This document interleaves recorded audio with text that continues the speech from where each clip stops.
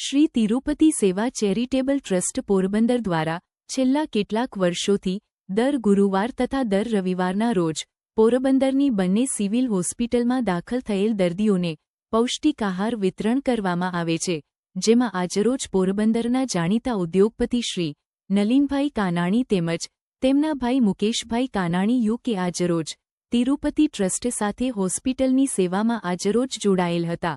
Trust દ્વારા ચાલતી અનેક વિવિધ સેવાકીય પ્રવૃત્તિઓથી તેઓને વાકેફ કરવામાં આવ્યા હતા. તેઓ સંસ્થાની પ્રવૃત્તિથી ખૂબ જ પ્રભાવિત થયા છે અને સંસ્થાની પ્રવૃત્તિઓ અવિરત ચાલુ રહે તે માટે શુભેચ્છાઓ પાઠવેલ છે. આ તકે શ્રી તિરુપતિ સેવા ચેરિટેબલ ટ્રસ્ટના દરેક ટ્રસ્ટીઓએ તેમનો આભાર વ્યક્ત કરે છે.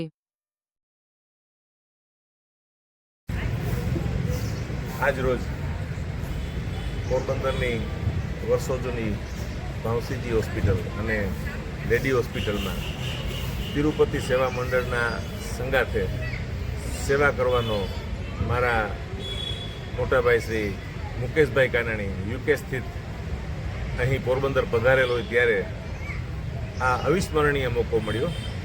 ખાસ કરીને દરિદ્ર નારાયણની જે સેવા તિરુપતિ સેવા મંડળના મિત્રો એમની આખી ટીમ જે સેવા કરી રહી છે, દર્દીના બેડ સુધી પહોંચીને એમને નાસ્તો, ફ્રૂટ, અન્ય જરૂરી ચીજવસ્તુઓ પૂરી પાડવી હેન્ડ ટુ હેન્ડ, અને સવારના પોરમાં આખી ટીમ હાજર હોય.